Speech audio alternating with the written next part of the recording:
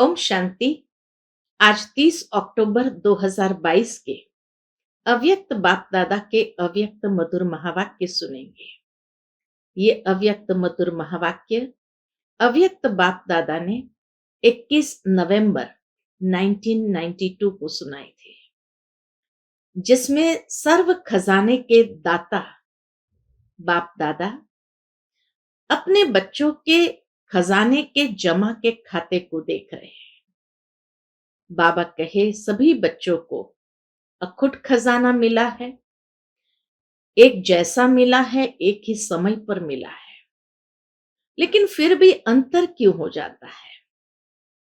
ये भी बाबा ने देखा कि कई बच्चों ने तो अच्छी तरह से स्वयं में खजानों को जमा किया है और कई बच्चों ने यथाशक्ति अपने में जमा किया है। जिन्होंने अच्छी तरह से अपने में जमा किया है, उनकी निशानी क्या? तो बाबा कहे उनके चेहरे और चलन में रूहानी नशा, रूहानी फकूर बहुत स्पष्ट तरीके से दिखाई देता है।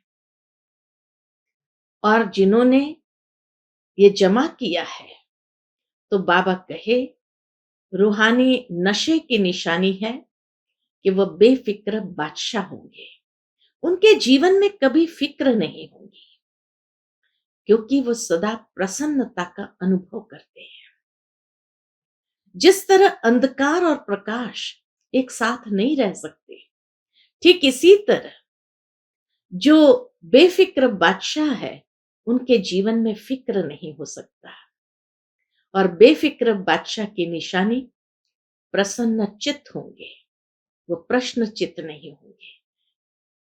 कोई भी बात को देखते हुए ये क्यों हुआ, क्या हुआ, ऐसा नहीं होना चाहिए, बाबा कहे प्रश्न नहीं होगा, क्योंकि उनकी चित्त में हमेशा ये बात रहती है कि जो हुआ वो बहुत अच्छा, जो होने वाला है वो बहुत अच्छा, और जो हो रहा है वो भी बहुत अच्छा। तो हर बुराई को भी अच्छाई में परिवर्तन करने की शक्ति उनके पास होगी, इसीलिए वो सदा प्रसन्नचित्त रहते हैं। बाबा कहे आजकल की दुनिया के अंदर साइंस के पास भी ऐसे साधन है जो किचड़े को भी अच्छाई में परिवर्तन कर देते हैं। ठीक इसी तरह बाबा कहे तुम बच्चों के पास साइलेंस की शक्ति, संकल्प की शक्ति इतनी पावरफुल है जो कोई भी बुराई को भी अच्छाई में परिवर्तन कर देती है। तो इसीलिए वो प्रसन्नता का अनुभव करते हैं। लेकिन कई बच्चे कहते हैं कि जो गलत है उसको अच्छाई के रूप में कैसे परिवर्तन करें? गलत को तो गलत ही कहना पड़ेगा। गलत है तो उसको तो गलत समझते हैं ना। बाबा कहे नॉलेजफुल होकर के समझना ये अलग बात है, लेकिन गलत को फिर अपने अंदर धारण करना वो गलत बात है। बाबा कहे समझदार बच्चे कभी गलत को समझते हुए उसको धारण नहीं करते हैं। कई बार कई बच्चे सोचते हैं कि गलत बात है तो उसको तो गलत कहना पड़ेगा, बताना पड़ेगा। तो बाबा कहे गलत समझते हुए उसको धारण करना, क्या उसको समझदार कहेंगे? यही समझदारी है। और अगर उसको धारण किया तो क्या मन बुद्धि वृत्ति स्वच्छ रहेगी? वो तो अस्वच्छ हो जाएगी और इसीलिए प्रसन्नता का अनुभव नहीं कर सकते हैं। तो बाबा कहे तुम बच्चों को जब समझते हो कि गलत है तो उससे किनारा कर दो, उसको अपने जीवन में धारण नहीं करो। और फिर भी अगर आप समझते हो कि गलत नहीं होना चाहिए, तो यथा योग्य स्थान पर उसको कह करके फिर न्यारे हो जाओ।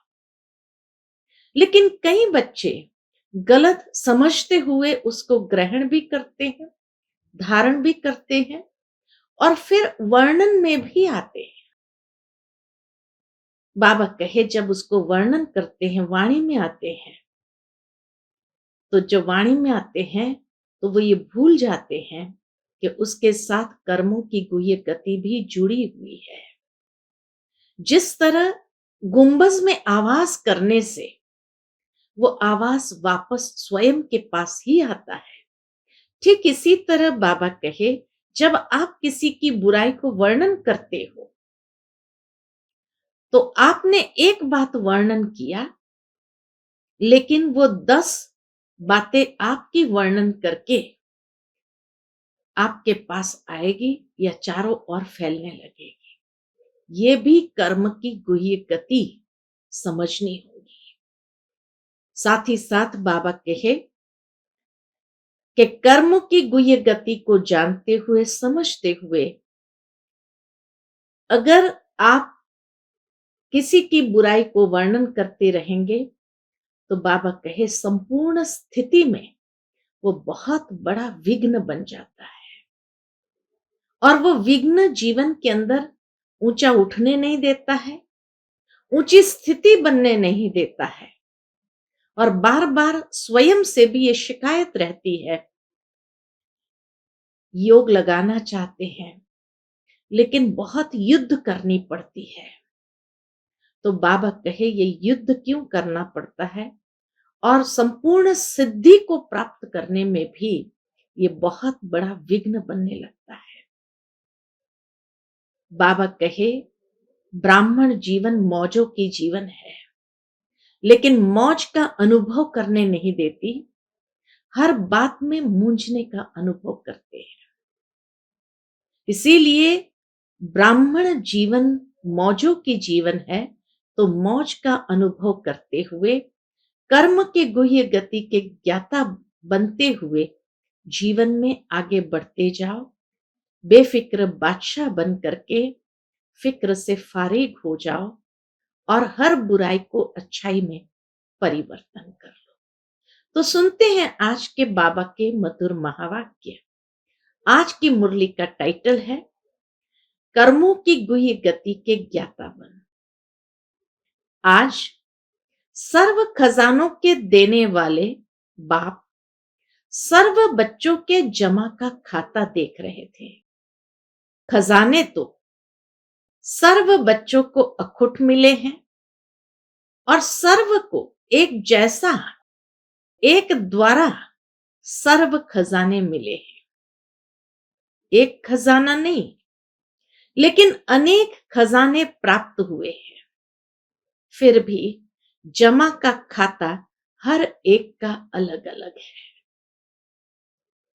कोई ने सर्व खजाने अच्छी रीति जमा किए हैं, और कईयों ने यथाशक्ति जमा किया है।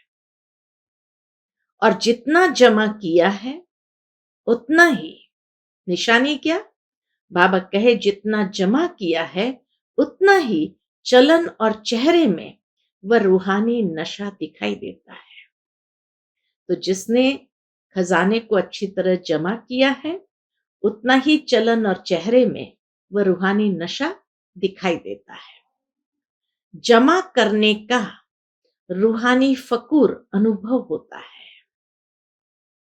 रूहानी फकूर की पहली निशानी, रूहानी नशा को हो, रूहानी फकूर की पहली निशानी यही है कि जितना फकूर है उतना बेफिक्र बादशाह की झलक उनके हर कर्म में दिखाई देती है।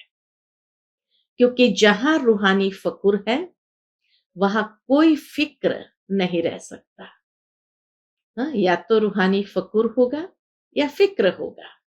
तो इसीलिए बाबा कहे जहां रूहानी फकूर है, वहां कोई फिक्र नहीं रह सकता। यह फकूर और फिक्र दोनों एक समय एक साथ नहीं रह सकते। कायदा ही नहीं है कि नशा भी हो और चिंता भी हो। बाबा कहे जैसे रोशनी और अंधकार साथ नहीं रह सकते हैं। बेफिक्र बादशाह की विशेषता क्या होगी?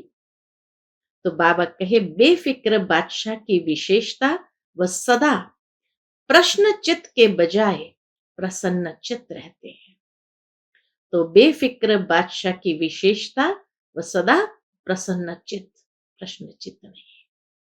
हर कर्म में, स्व के संबंध में, वह सर्व के संबंध में, वह प्रकृति के भी संबंध में, किसी भी समय, किसी भी बात में संकल्प मात्र भी क्वेश्चन मार्क नहीं होगा ना। उनके चाहे स्व के साथ, सर्व के साथ, प्रकृति के साथ, किसी भी समय, किसी भी बात में संकल्प मात्र भी क्वेश्चन मार्क नहीं होगा कि यह ऐसा क्यों, वह ये क्या हो रहा है, ऐसा भी होता है क्या, ये प्रश्न नहीं होंगे। प्रसन्न चित्त आत्मा के संकल्प में हर कर्म को करते, देखते, सुनते, सोचते यही रहता है कि जो हो रहा है वो मेरे लिए अच्छा है और सदा अच्छा ही होना है।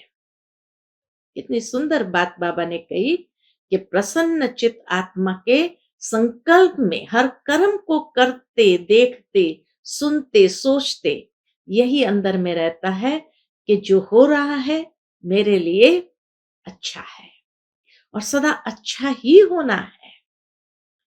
प्रश्नचित आत्मा क्या, क्यों, ऐसा, वैसा इस उलझन में स्वयं को बेफिक्र से फिक्र में ले आती है। तो प्रश्न वाला हमेशा फिक्र में रहता है, वो बेफिक्र नहीं हो सकता है। और बेफिक्र आत्मा बुराई को भी अच्छाई में परिवर्तन कर लेती है। जो हुआ बहुत अच्छा, इसलिए वह सदा प्रसन्न रहती है। आजकल के साइंस के साधन से भी जो वेस्ट, खराब माल होता है, एग्जाम्पल भी बाबा कितना सटीक देता है इस दुनिया का, जो समझना आसान हो जाता है।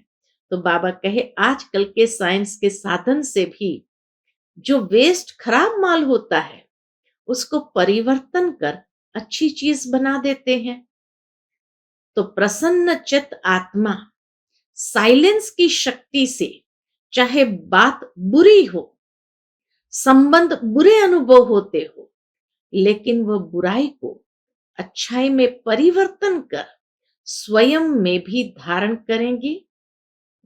बुराई को अच्छाई में परिवर्तन करके धारण करेगी और दूसरे को भी अपनी शुभ भावना से, अपनी शुभ भावना के श्रेष्ठ संकल्प से बुराई को बदल अच्छाई धारण करने की शक्ति देंगी। दूसरी आत्मा को भी शक्ति देंगी, जो प्रश्नचित होंगे उनको भी परिवर्तन करेंगी। अरे जो होगा बहुत अच्छा होगा, तुम चिंता मत करो, है। तो बाबा कहे वो चाहे बुरी बात हो, संबंध बुरे अनुभव कराने वाले हो, लेकिन उस बुराई में भी अच्छाई में परिवर्तन करने की ताकत रखती है, धारण करेंगी। और खाली खुद में नहीं, लेकिन उसके साथ में जो होंगे उसको भी शुभ भावना के श्रेष्ठ संकल्प से बुराई को बदल अच्छाई धारण करने की शक्ति देंगे। कई बच्चे सोचते हैं, क्या सोचते हैं, देखो बाबा ऊपर से सब बच्चों के मनसा को भी देख रहे हैं। कई बच्चे सोचते हैं, कहते हैं जब है ही बुरी व गलत बात तो गलत को गलत तो कहना ही पड़ेगा ना, वह गलत को गलत तो समझना ही पड़ेगा ना। बाबा ने कितना सुंदर जवाब दिया है, लेकिन गलत को गलत समझना यह समझने के हिसाब से समझा है। गलत को गलत समझना यह समझने के हिसाब से समझा है, माना आपकी समझ में है ये गलत है, बाकी ड्रामा में तो गलत कुछ भी है ही नहीं। बाबा ने कहा ये ड्रामा इतना कल्याणकारी है। तो गलत को गलत समझना ये आपके समझने के हिसाब से है, बाकी गलत तो कुछ होता ही नहीं है। वह राइट और रॉन्ग समझना, जानना अलग बात है, लेकिन नॉलेजफुल रूप से जानने वाले समझने के बाद स्वयं में किसी भी आत्मा की बुराई को बुराई के रूप में अपनी बुद्धि में धारण नहीं करेंगे। हाँ, जो नॉलेजफुल आत्मा है, जानते हुए समझते हुए भी वो किसी भी आत्मा की बुराई को अपनी बुद्धि में धारण नहीं करेगी।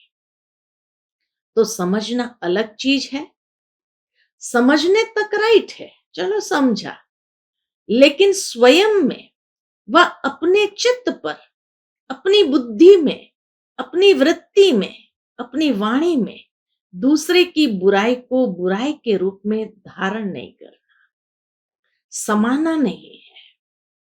बाबा के किनारा कर लो, समझा आपने? बुरा है, दूर हो जाओ। आप अगर उसको अच्छाई में परिवर्तन नहीं कर सकते हो, कोई बात नहीं, लेकिन दूर तो हो सकते हैं। तो समझना और धारण करना, इसमें अंतर है। अपने को बचाने के लिए ये कह देते हैं, ये भी बाबा जानते हैं कि कई बच्चे अपने को बचाने के लिए कह देते हैं कि ये है ही रॉन्ग, रॉन्ग को तो रॉन्ग कहना पड़ेगा ना। लेकिन बाबा का उत्तर सुनो, लेकिन समझदार का काम क्या होता है? समझदार अगर समझता है कि यह बुरी चीज है, तो क्या बुरी समझते हुए अपने पास जमा करेगा? अपने पास अच्छी रीति संभाल कर रखेगा? छोड़ देगा ना? या जमा करना ही समझदारी है? ये समझदारी है? पूछते बाबा। और सोचो, अगर बुरी बात व बुरी चलन को स्वयं में धारण कर लिया, तो क्या आपकी बुद्धि, वृत्ति, वाणी सदा संपूर्ण स्वच्छ मानी जाएगी? बाबा कहे एक तो क्या समझदार कहेंगे, और फिर भी अगर स्वयं में धारण किए कर लिया, तो क्या उसकी बुद्धि, वृत्ति, वाणी सदा संपूर्ण स्वच्छ मानी जाएगी? अगर जरा भी कोई डिफेक्ट व दाग रह जाता है, किचड़ा रह जाता है, तो डिफेक्ट वाला कभी परफेक्ट नहीं कहला सकता, प्रसन्न चित्त नहीं रह सकता है। डिफेक्ट वाली चीज है, प्रसन्न कैसे रह सकते? दुनिया में भी कोई डिफेक्ट वाली चीज अगर आ जाए, माल सामान में यूज नहीं कर सकते हैं, तो एकदम प्रसन्नता गायब हो जाती है। अगर कोई की बुराई चित्त पर है, कितनी सुंदर बात बाबा ने कर्म की गुह्य गति के रूप में समझाई। अगर कोई की बुराई चित्त पर है, तो उसका चित्त सदा प्रसन्न चित्त नहीं रह सकता, और चित्त पर धारण की हुई बातें वाणी में जरूर आएगी।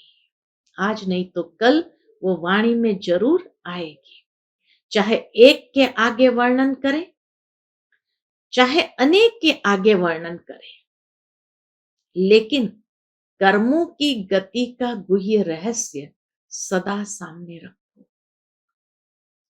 अगर किसी की भी बुराई व गलत बात चित्त पर रखने के साथ वर्णन करते हो, तो यह व्यर्थ वर्णन ऐसा ही है जैसे कोई गुंबज में आवाज करता है, तो वह अपना ही आवाज और ही बड़े रूप में बदल अपने पास ही आता है। गुंबज में आवाज करके देखा है? पूछते बाबा। बाबा के एग्जाम्पल एक एक इतने सटीक बैठ जाते हैं कि कोई भी बुराई को अगर वर्णन किया, तो जैसे वो गुंबज में आवाज करने जैसा है, जो कई गुणा बड़े रूप से वापस अपने पास ही आता है। तो अगर किसी की बुराई करने के, गलत को गलत फैलाने के संस्कार है, जिसको आप लोग आदत कहते हो, तो आज आप किसकी ग्लानि करते हो और अपने को बड़ा समझदार, गलती से दूर समझकर वर्णन करते हो, जैसे कि हम तो उस गलती से दूर है और समझदार समझ करके वर्णन करते हो। लेकिन ये पक्का नियम है, कर्म की गुह्य गति के हिसाब से ये पक्का नियम है, अथवा कर्मों की फिलॉसफी है कि आज आपने किसकी ग्लानि की और कल आपकी कोई दुगुना ग्लानि करेगा। आज आपने किसकी ग्लानि की और कल आपकी कोई दुगनी ग्लानि करेगा, क्योंकि ये गलत बातें इतनी फास्ट गति से फैलती है, जैसे कोई विशेष बीमारी के जर्म्स, जीवाणु बहुत जल्दी फैलते हैं, और फैलते हुए जर्म्स जिसकी ग्लानि की वहां तक पहुंचते जरूर है। आपने एक ग्लानि की होगी और वह आपको गलत सिद्ध करने के लिए आपकी 10 ग्लानि करेंगे। ये कर्मों की गुह्य गति, 1 का 10 का हिसाब। आपने एक ग्लानि की होगी और वो आपकी बात को गलत सिद्ध करने के लिए आपकी 10 ग्लानि करेंगे। तो रिजल्ट क्या हुई? कर्मों की गति क्या हुई? लौट कर कहां आई? अगर आपको शुभ भावना है, बाबा ने कितनी सुंदर बात कही, अगर आपको शुभ भावना है उस आत्मा को ठीक करने की, तो गलत बात शुभ भावना के स्वरूप में विशेष निमित्त स्थान पर दे सकते हो। फैलाना रॉन्ग है। कई कहते हैं हमने किसको कहा नहीं, लेकिन वो कह रहे थे तो मैंने भी हां में हां कर दिया, बोला नहीं। मैंने कुछ नहीं बोला, खाली उसकी बातों में हां कर दिया। उसका भी बाबा कितना सुंदर जवाब देते हैं।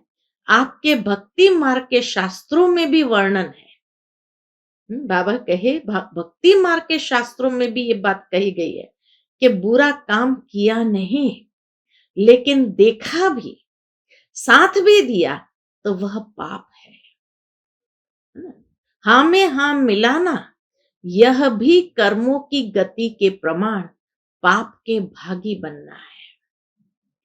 वर्तमान समय कर्मों की गति के ज्ञान में बहुत इजी हो गए हैं, लेकिन ये छोटे छोटे सूक्ष्म पाप श्रेष्ठ संपूर्ण स्थिति में विघ्न रूप बनते हैं। इजी बनने की निशानियां क्या है? वह सदा ऐसे ही सोचते समझते कि ये तो होते ही है। बाबा कहे इजी बनने की निशानी क्या है? इजी है कर्मों की गुह्य गति को समझते हुए इसमें अलर्ट नहीं है, टेंशन में नहीं है, इजी है। तो इजी बनने की निशानी क्या है? वह सदा ऐसे ही सोचते समझते कि यह तो और भी करते हैं, यह तो आजकल चलता ही है, या तो अपने आप को हल्का करने के लिए यही कहेंगे कि मैंने हंसी में कहा, मेरा भाव नहीं था, ऐसे ही बोल दिया। यह विधि संपूर्ण सिद्धि को प्राप्त होने में सूक्ष्म विघ्न बन जाता है। ऐसे ही बोल देना, बाबा कहे यह भी संपूर्ण सिद्धि को प्राप्त होने में सूक्ष्म विघ्न बन जाता है। इसलिए ज्ञान तो बहुत मिल गया है, रचता और रचना के ज्ञान को सुनना, वर्णन करना बहुत स्पष्ट हो गया है, लेकिन कर्मों की गुह्य गति का ज्ञान बुद्धि में सदा स्पष्ट नहीं रहता, इसलिए इजी हो जाते हैं। कई बच्चों की अभी किस तरह से विघ्न आते हैं, ये बाबा स्पष्ट करते। कर्मों की गुह्य गति के हिसाब से कई बच्चों की अपने प्रति भी कंप्लेन होती है कि जैसे बाप कहते हैं, बाप बच्चों में जो श्रेष्ठ आशाएं रखते हैं, जो चाहते हैं, जितना चाहते हैं उतना नहीं है, हमारी स्थिति उतनी नहीं है। इसका कारण क्या है? ये अति सूक्ष्म व्यर्थ कर्म बुद्धि को, मन को ऊंचा अनुभव करने नहीं देते। योग लगाने बैठते हैं, लेकिन काफी समय युद्ध में चला जाता है। मन की स्थिति ऊपर नहीं होती है, ऊंची नहीं होती है, और काफी समय युद्ध में चला जाता है। व्यर्थ को मिटाए समर्थ बनने में समय चला जाता है। इसलिए क्या करना चाहिए? जितना ऊंचा बनते हैं तो ऊंचाई में अटेंशन भी ऊंचा रखना पड़ता है। ब्राह्मण जीवन की मौज में रहना है, तो ब्राह्मण जीवन की मौज का अनुभव भी नहीं कर पाते हैं। मौज में रहने का अर्थ यह नहीं जो आया वह किया मस्त रहा। ये अल्पकाल के सुख की मौज व अल्पकाल के संबंध संपर्क की मौज सदा काल की प्रसन्न चित्त स्थिति से भिन्न है। इसी को मौज नहीं समझना। हाँ, जो आया जैसे आया वैसे कर दिया। बाबा कहे जो आया वह बोला, जो आया वह किया। हम तो मौज में रहते हैं, इसको मौज नहीं समझना। अल्पकाल के मन मौजी नहीं बनो। इसको बाबा ने क्या कहा, ये मन मौजी है। तो अल्पकाल के मन मौजी नहीं बनो, सदा काल की रूहानी मौज में रहो। यही यथार्थ ब्राह्मण जीवन है। मौज में भी रहो, बाबा कहे मौज में भी रहो और कर्म की गति के ज्ञाता भी रहो। तब ही जो चाहते हो, जैसे चाहते हो वैसे अनुभव करते रहेंगे। समझा? कर्मों की गुह्य गति के ज्ञाता बनो, फिर खजाने के जमा की रिजल्ट सुनाएंगे। अच्छा, चारों ओर के फिक्र से फारिग बेफिक्र बादशाह आत्माओं को, सदा प्रसन्न चित विशेष आत्माओं को, सदा स्वयं प्रति और सर्व आत्माओं प्रति श्रेष्ठ परिवर्तन शक्ति को कर्म में लाने वाले कर्म योगी आत्माओं को, सदा रचना के ज्ञाता और कर्म फिलॉसफी के भी ज्ञाता, ऐसे ज्ञान स्वरूप आत्माओं को बाप दादा का याद प्यार और नमस्ते। हम सब रूहानी बच्चों की रूहानी माता पिता बाप दादा को याद प्यार, गुड मॉर्निंग और नमस्ते।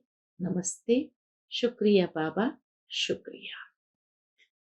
फिर दादियों के साथ बाबा की मुलाकात है। बाबा कहे वर्तमान समय किस बात की आवश्यकता है?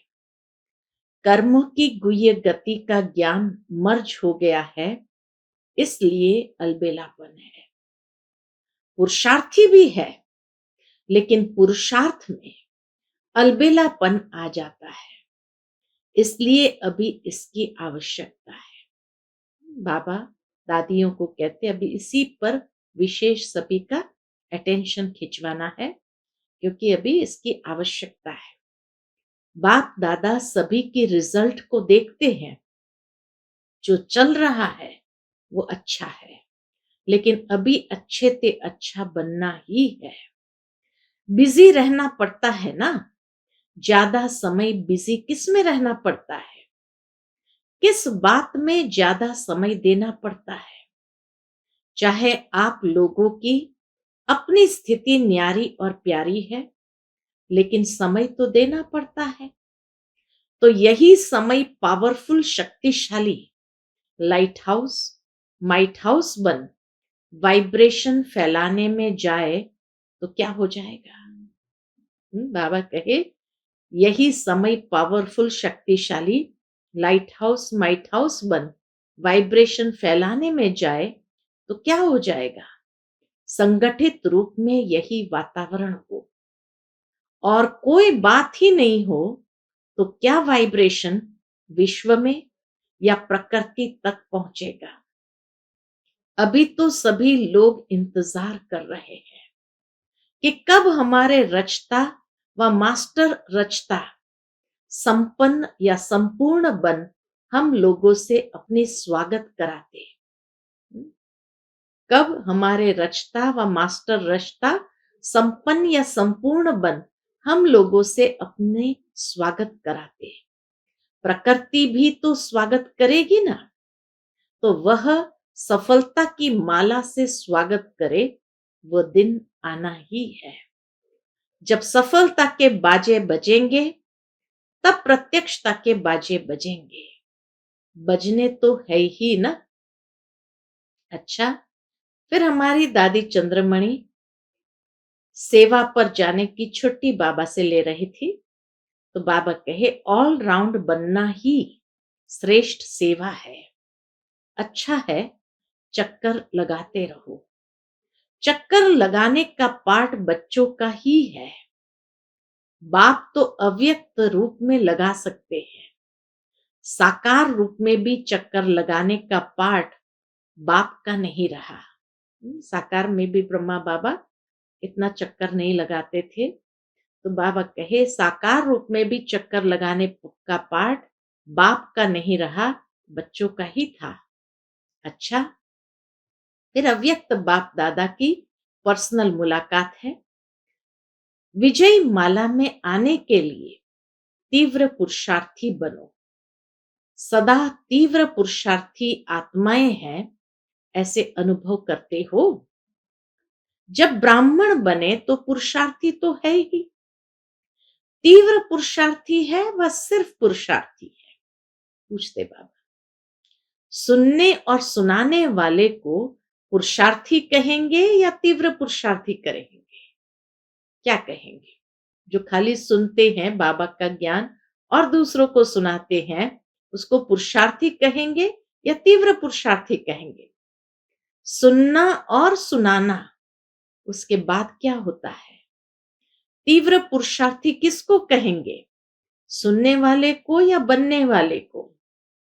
जो माला का 16,108वां नंबर है, वह भी सुनता और सुनाता तो है ही, नहीं तो माला में कैसे आएगा?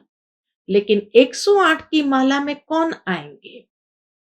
108 की माला का नाम है विजयी माला।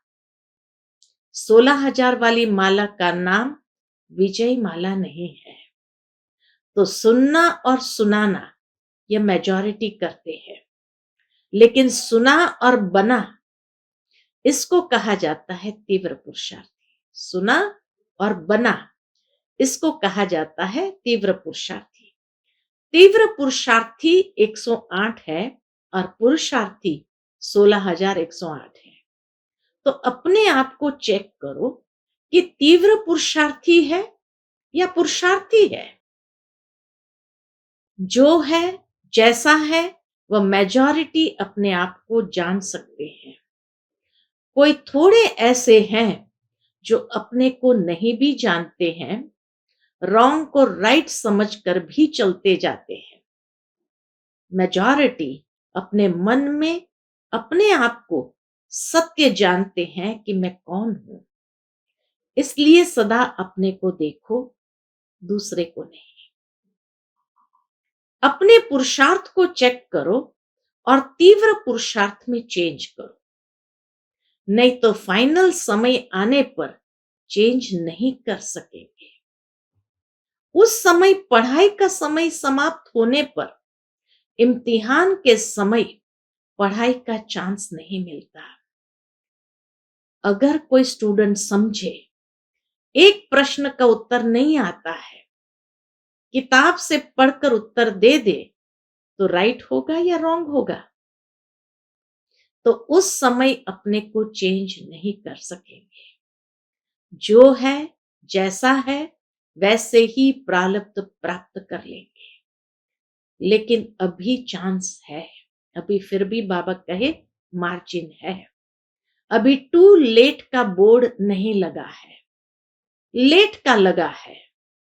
लेट हो गए लेकिन टू लेट नहीं, इसलिए फिर भी मार्जिन है। कई स्टूडेंट 6 मास में भी पास विथ ऑनर हो जाते हैं, अगर सही पुरुषार्थ करते हैं तो। 6 मास में भी पास विथ ऑनर हो जाते हैं, अगर सही पुरुषार्थ करते हैं तो। लेकिन समय समाप्त होने के बाद कुछ नहीं कर सकते। बाप भी रहम करना चाहे तो भी नहीं कर सकते। चलो ये अच्छा है, इसको मार्क्स दे दो, ये बाप कर सकता है? उस समय बाबा कर सकेगा? बाबा कहे बाप भी नहीं कर सकता है, इसलिए अभी से चेक करो और चेंज करो। अलबेलापन छोड़ दो। ठीक है, चल रहे हैं, पहुंच जाएंगे, ये अलबेलापन है। अलबेले को इस समय तो मौज लगती है। कितनी सुंदर साइकोलॉजी बाबा ने बताई कि अलबेले को इस समय तो मौज लगती है। जो अलबेला होता है उसे कोई फिक्र नहीं होता है, वह आराम को ही सब कुछ समझता है। तो अलबेलापन नहीं रखना, सदा अलर्ट। पांडव सेना हो ना, सेना अलबेली रहती है या अलर्ट रहती है? सेना माना अलर्ट, सावधान, खबरदार रहने वाले। अलबेला रहने वाले को सेना का सैनिक नहीं कहा जाता है।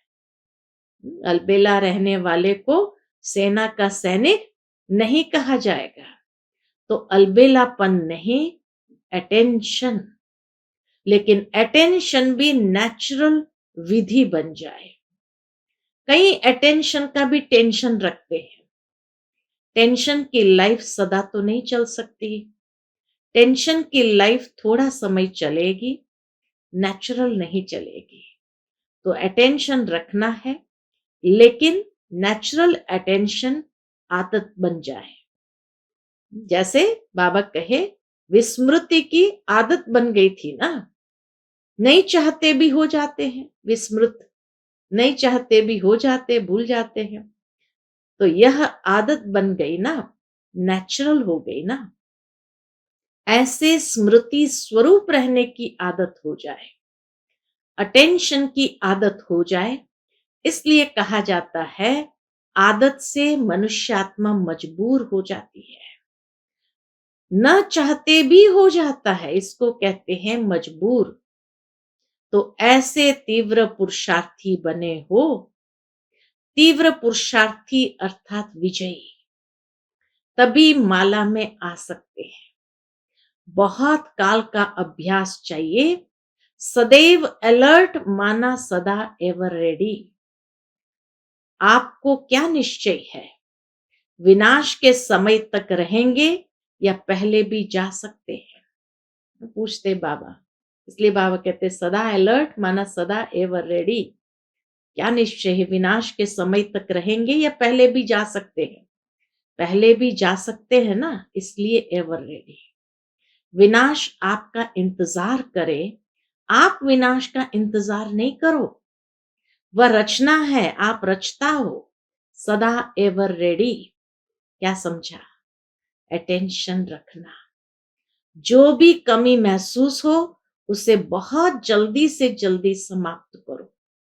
संपन्न बनना अर्थात कमजोरी को खत्म करना। ऐसे नहीं, यहां आए तो यहां के, वहां गए तो वहां के। सभी तीव्र पुरुषार्थी बनकर जाना। अच्छा, आज का बाप दादा का मधुर वरदान हम बच्चों के प्रति है, विश्व से अंधकार को मिटाकर रोशनी देने वाले मास्टर ज्ञान सूर्य भव। विश्व से अंधकार को मिटाकर रोशनी देने वाले मास्टर ज्ञान सूर्य भव। मास्टर ज्ञान सूर्य वह है जो विश्व से अंधकार को मिटाकर रोशनी देने वाले हैं। वह स्वयं भी प्रकाश स्वरूप लाइट माइट रूप है और दूसरों को भी लाइट माइट देने वाले हैं। जहां सदा रोशनी होती है वहां अंधकार का सवाल ही नहीं, अंधकार हो ही नहीं सकता। जो विश्व को रोशनी देने वाले हैं वह स्वयं अंधकार में नहीं रह सकते।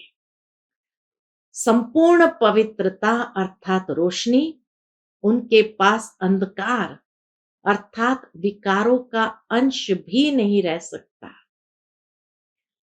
आज का स्लोगन है, स्वभाव संस्कार संबंध संपर्क में लाइट रहना ही मिलनसार बनना है। स्वभाव संस्कार संबंध संपर्क में लाइट रहना ही मिलनसार बनना है। अच्छा, ओम शांति।